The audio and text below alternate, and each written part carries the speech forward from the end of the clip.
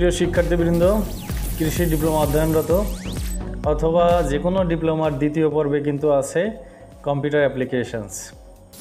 আমরা এই বিষয়ে দু একটা ভিডিও আগেই আছে। আমরা আজকে মূলত অ্যাপ্লিকেশন সফটওয়্যার, তোমরা জানো যে অ্যাপ্লিকেশন সফটওয়্যার মানেই হচ্ছে মাইক্রোসফট অফিস, এর ভিতরে যেগুলো আছে অর্থাৎ Microsoft Office Word, Excel, PowerPoint, Access ইত্যাদি। তো এর ভিতরে আমরা আজকে মাইক্রোসফট অফিস ওয়ার্ড এই বিষয় নিয়েই আলোচনা করব। একদিনে বোঝাই শেষ হবে না, আমরা বেশ কিছু পার্ট করব। আমরা প্রথমে শুরুটা কিভাবে করব সেইটা দিয়েই আমরা কথা বলা স্টার্ট করি। দেখো, তোমরা এখানে দেখতে পাচ্ছ যে ওয়ার্ড 2013, আমি 2013টাই বলবো, কিন্তু এখানে কিন্তু তোমাদের থাকবে না, তোমাদের থাকবে হচ্ছে প্রোগ্রাম লিস্টের ভিতরে। তার মানে আমরা স্টার্ট মেনুতে যাওয়ার পরে এই যে নিচে আসবো, আস্তে আস্তে দেখো মাইক্রোসফট অফিস 2013, কারো কারো 16, 19, 21, 22 পর্যন্ত সম্ভবত চলে গিয়েছে, কিন্তু যত পরে যাবা তত টাকা লাগবে, আমরা তো ফ্রি।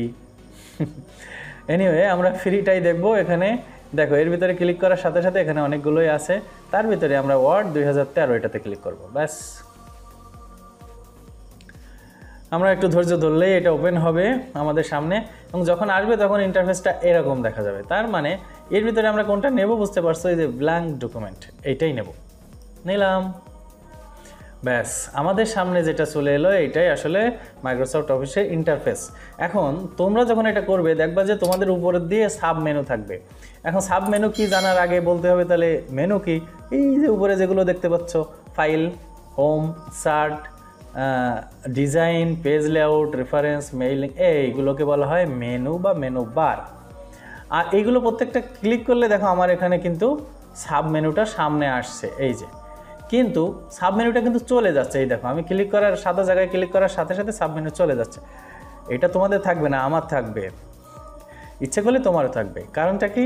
কারণ হচ্ছে আমি এটা হাইড করে রেখেছি। কারণ কি? কারণ হচ্ছে আমার বেশি জায়গা লাগে, সেই জন্য একটু কাজ করতে হয় বেশি টেশি তো আমার জন্য, এই জন্য আমি ওইটা হাইড করে রেখেছি। তোমরাও হাইড করে রাখতে পারো, সেটা একটু দেখাই প্রথমেই। সেটা হচ্ছে এই যে আমরা যদি হোম মেনু বা যে কোনো হোম, ইনসার্ট, এরকম যে কোনো মেনুতে যখন ক্লিক করব, একেবারে ডান পাশে দেখো একটা পিন, এখন অরিজিনাল পিনের মতো ফুটে যাবে। কিন্তু এটাতে ক্লিক করলে হবে কি, এখন থেকে কিন্তু আর ওই যতই আমি ফাঁকা জায়গায় ক্লিক করি না কেন, এই যে ক্লিক করছি, কিন্তু হাইড হবে না। এনিওয়ে, তাহলে আমাদের সামনে এখন একটা ইন্টারফেস, কিসের? MS Word 2013।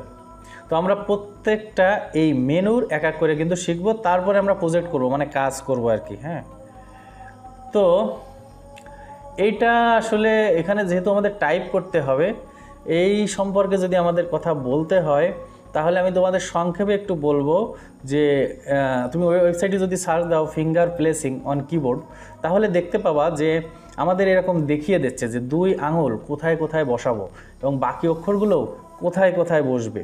এমনকি তুমি যদি অন্ধকারেও হাত দাও তা দেখবে যে এইচের পরে যে অক্ষরটা আছে এখানে একটা ছোট্ট রিব আছে, মানে হাতে বাঁধবে, আর একটা আছে এফের ওখানে। তার মানে বোঝা যাচ্ছে এই 2 জায়গায় আসলে 2টা তর্জনী ওখানে বসবে, মানে অন্ধকারেও কিন্তু বোঝা যাবে যে আঙুলটা আমি কোথায় বসাবো। আমি কিন্তু আঙ্গুল প্লেসিং নিয়ে আমি কথা বলবো না, তোমরা পারলে এইটার বিষয়ে ইউটিউবে সার্চ দিয়ে একটু ভিডিও দেখে নিও।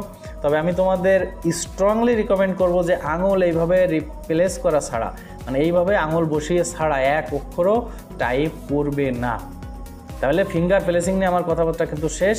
যে এই যেভাবে এখানে বলা হচ্ছে আঙুল প্লেস করার জন্য, এইভাবে ছাড়া একটা অক্ষরও টাইপ করবে না। দেখবা যে কিছুদিনের ভিতরে তোমার আঙুলে মুখস্থ হয়ে যাচ্ছে, অর্থাৎ এই আঙুলের নিচে কোন অক্ষর, এই আঙুলের নিচে কোন অক্ষর, এই আঙুলের নিচে সব ক্লিয়ার হয়ে যাচ্ছে। কেমন? আশা করি এইভাবেই কাজ করবে। তো যাই হোক, আমরা আজকে যেহেতু এই এমএস ওয়ার্ডের প্রথম অংশ, তাই আমরা অল্প দেখার চেষ্টা করব। তো প্রথমেই যেটা আসছে সেটা হচ্ছে ফাইল। তার মানে এই যে ফাইলটা আমাদের সামনে এসেছে, এই ফাইলের দেখো নাম লেখা রয়েছে ডকুমেন্ট 1। তা আসলে ফাইলের নাম কি ডকুমেন্ট 1 থাকবে? আমি আমার মতো করে ফাইলের নাম দেবো না? অবশ্যই দেবো। তো সেইটা দেওয়ার জন্য আমরা কি করব, এই ফাইলের ভিতরে সেভ অপশনে যাব। এই যে সেভ, উপরের 2টা তুমি দেখেই বুঝতে পারছো। নিউ মানে নতুন ফাইল ওপেন হবে, আর ওপেন মানে আগে যে ফাইল তোমার ছিল সেইটা ওপেন হবে। ভবিষ্যতে আমরা আরও কাজ করার সময় ওপেন দিয়েই কিন্তু ওপেন করব। তো যাই হোক, আমরা সেভ দিই। দেখো সেভ দিলাম। সেভ দেওয়ার পরে কোথায় সেভ করবা তার জন্য চলে যাব নিচে ব্রাউজ। যদি এখানে কোনোটাই তুমি যেতে চাও তো যেতে পারো, তো আমি ব্রাউজ করে সরাসরি দেখাচ্ছি। ব্রাউজ করে আমি যাব হচ্ছে এই বাম পাশ থেকে যে কোনো একটা ড্রাইভ নেব। এই যে ধরো আমি ডি ড্রাইভ নিলাম, ডি ড্রাইভ নিয়ে আমি এখানে ধরো আমার নামের ফোল্ডারের ভিতরে যাব। আমি এখানে চলে এলাম, এখানে দেখো এই যে দ্বিতীয় পর্ব সেকেন্ড লেখা রয়েছে, এর ভিতরে কম্পিউটার, আমি দেখো অনেক দূর চলে এলাম। তোমরা যদি উপরে কোথাও রাখো সমস্যা নেই।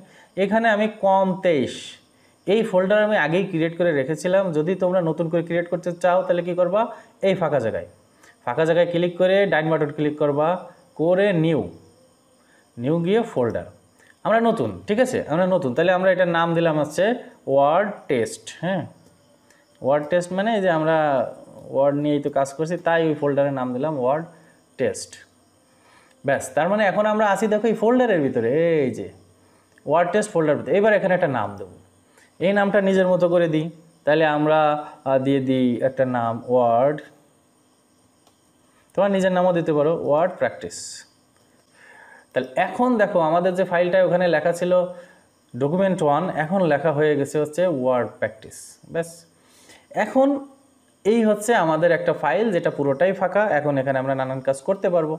তাহলে আমরা দেখলাম কিন্তু ফাইলের নাম লেখার জন্য আমরা সেভে গেলাম। এই সেভটা কিন্তু সংক্ষেপে তোমরা শর্টকাটে Ctrl+S দিয়েও যেতে পারো।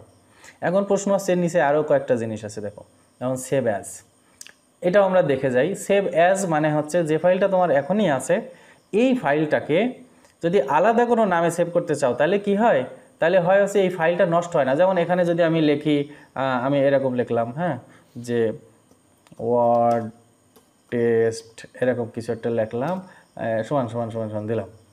তার মানে এই ফাইলটার ভিতরে এই কয়টা কথা কিন্তু লেখা আছে। ফাইলটার নাম হচ্ছে ওয়ার্ড প্র্যাকটিস। কেমন? এবার এখানে যদি আমরা সেভ দিয়ে দিই, এখানেও সেভ দেওয়া যায়, আবার এই ফাইলের ভিতরে গিয়েও এই যে সেভ দেওয়া যায়। সেভ মানে এটা সেভ হয়ে গেল, মানে স্টোর হয়ে গেল। এখন যদি আমরা এই ফাইলটাকে অন্য নামে সেভ করতে চাই, কি বলেছি, অন্য নামে, তখন যাব সেভ অ্যাজে। এই যে সেভ অ্যাজ ক্লিক করলাম, কোথায়, এখানে দেখো সরাসরি ওয়ার্ড টেস্ট ফোল্ডারটাই আছে বলে এখানে ক্লিক করলে চলে যাবো, যদি না থাকতো ব্রাউজ করে যেতাম। কেমন? তাহলে ওয়ার্ড টেস্ট, ব্যাস। এখানে ছিল ওয়ার্ড প্র্যাকটিস নামে আমাদের সেই ফাইলটা, আমরা এটা নাম দিলাম ওয়ার্ড প্র্যাকটিস সমান সমান দিয়ে 2, মানে আর একটা। তাহলে কি হয় আমরা সেটা দেখব। এই যে সেভ করে ফেললাম, এখন এটারে চেঞ্জ করে দেবো। হ্যাঁ, চেঞ্জ করে কি করব জানো, এইগুলো পরে তো আমরা এমনি শেখাবো, এটারে বড় করব, করে এটারে একটা কালার দেবো, ঠিক আছে, কালার দিয়ে সমান সমান কেটে দেবো, বোঝা গেছে? তাহলে এখন আমাদের এটা চেহারা কেমন হলো, আর আগেরটা চেহারা কেমন ছিল মনে আছে? তাহলে এই ফাইলটার নাম কিন্তু এখন ওয়ার্ড প্র্যাকটিস 2।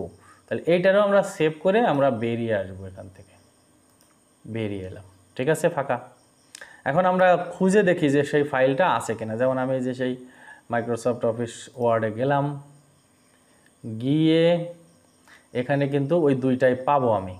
এই দেখো এখানে সরাসরি আছে, যদি না থাকতো আমরা এই যে ওপেন আদার ডকুমেন্ট এখানে গিয়ে আমরা কিন্তু এখান থেকে খুঁজে আসতাম যে কোথায় ছিল। এই যে ওয়ার্ড টেস্টের ভিতরে ছিল সেই দুটো ফাইল, এই যে একটা আমরা প্রত্যেকটা ওপেন করে দেখি কেমন।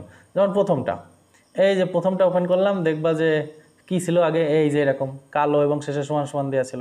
আচ্ছা, এইবার দ্বিতীয়টা ওপেন করি, এখানেই আছে সেই ফাইলের ভিতরে ওপেন, মনে আছে? আমরা ওপেন করলাম সরাসরি প্রোগ্রাম ফাইল থেকে, আর এখন আবার এখান থেকে ওপেন করছি, এই যে ওয়ার্ড প্র্যাকটিস 2 ওপেন করলাম, পেয়ে গেছি। এই ক্লাসটা এই পর্যন্ত থাক। আমরা তাহলে কি করলাম, ফাইল একটা ওপেন করলাম, সেই ফাইলটা মানে ক্রিয়েট করলাম, ক্রিয়েট করে সেটার নামকরণ করলাম, শুধু তাই না, আবার নাম লিখে আবার ওইটাকে সেভ অ্যাজ করে আরেকটা ফাইল ক্রিয়েট করছি। তাহলে এতে করে হয় কি, আগের ফাইলটা নষ্ট হয় না, পরের ফাইলটা নতুন ফাইল হিসেবে ক্রিয়েট হয়। তো যাই হোক, তো এই ফাইলের ভিতরে আরেকটা অপশন ছিল, সেটা হচ্ছে প্রিন্ট। এই নিচেরগুলো আমরা দেখবো না এখন, এটা একটু অ্যাডভান্স লেভেল হয়ে যায়। তাহলে এই প্রিন্টে ক্লিক করলে বুঝতে পারছো প্রিন্ট করা যাবে। প্রিন্টে ক্লিক করো, এই যে ক্লিক করলাম, এই দেখো এখানে প্রিন্টার সিলেক্ট করতে বলবে, এখান থেকে যে প্রিন্টার আমরা দিতে চাই, অনেক কিছু প্রিন্টার থাকতে পারে, সেই প্রিন্টে সিলেক্ট করে এখানে যদি আমরা প্রিন্ট দিই আমাদের প্রিন্ট বেরোবে। তাহলে আজকে এই পর্যন্তই। আমরা একেবারে মাইক্রোসফট ওয়ার্ডের ইনিশিয়াল অংশটা দেখলাম, সেটা হচ্ছে ফাইল নতুন ক্রিয়েট করা, সেভ করা, সেভ অ্যাজ করা মানে নতুন একটা ফাইল হিসেবে নামকরণ করা, এবং সেইটা ক্লোজ করা। তাহলে এমনকি প্রিন্ট করা, এই যে আমরা প্রিন্ট করে দেখালাম, তা আমরা এটা ক্লোজ করে দিই। ধন্যবাদ।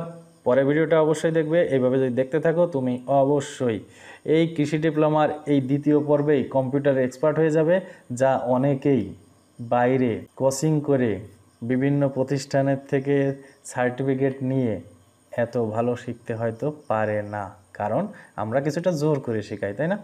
তো সাথে থেকো কেমন। সকলকে অসংখ্য ধন্যবাদ।